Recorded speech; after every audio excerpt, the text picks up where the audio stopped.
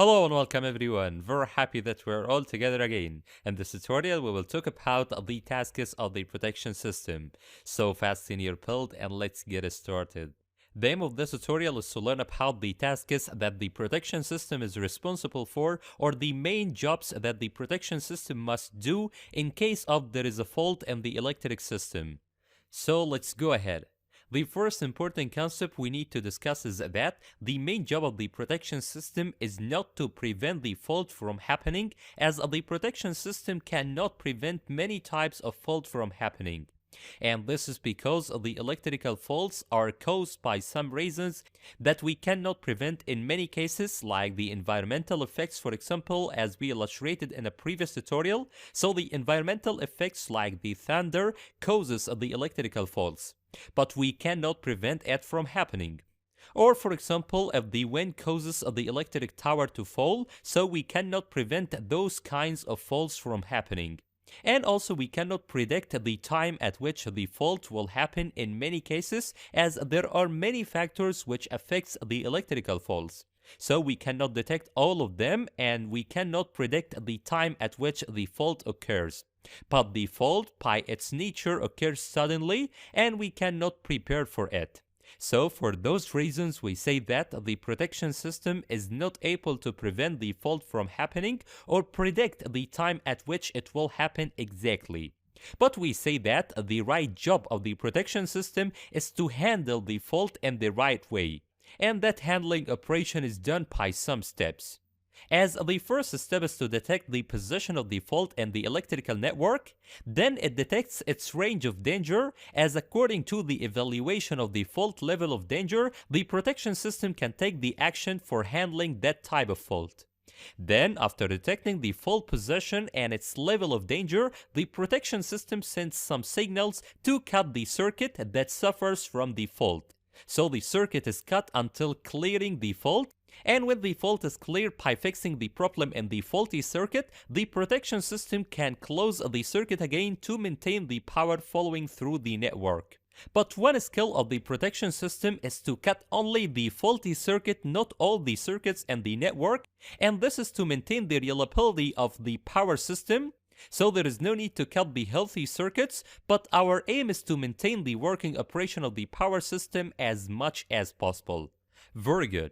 Also, the second responsibility of the protection system is that it must distinguish between the actual fault cases and the non-fault cases, as the fault cases share some properties with the normal cases of the working operation of the power system. For example, if we are talking about the short circuit condition, at that case there will be a large increase in the current that is passing through the faulty circuit.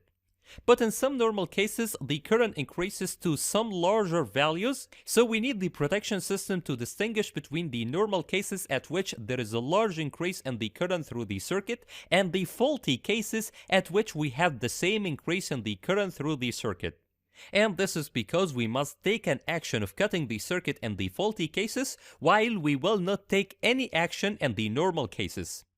But you can ask now, what are the cases at them there will be an increase in the current through the circuit while there is no fault in the circuit? Here we say that the increased current due to the fault is a case like the short circuit, like that case here.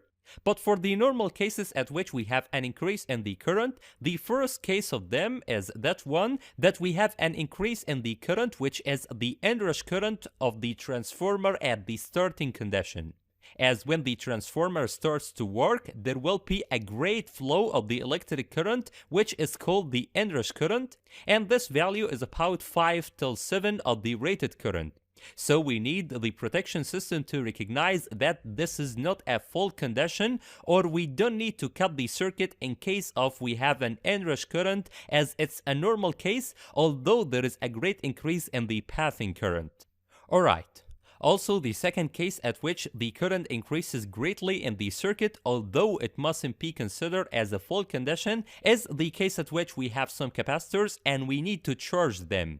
Here at the starting condition of the charging process of the capacitors, the current increases greatly at the beginning of the charging process.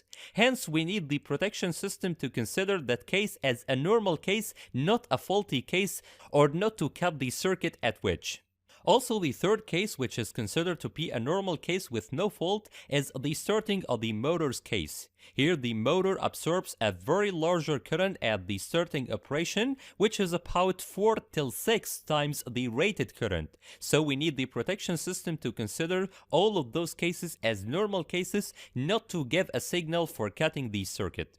So we can conclude finally that at the full case, the current increases very highly and the protection relays must give a signal to the circuit breakers to break the circuit until clearing the fault. While at the normal case of increasing the circuit current, the circuit mustn't open or it must work with no problem. Alright. Now another job of the protection system is to distinguish between the fault that occurs inside the element that we need to protect and the fault that occurs outside it.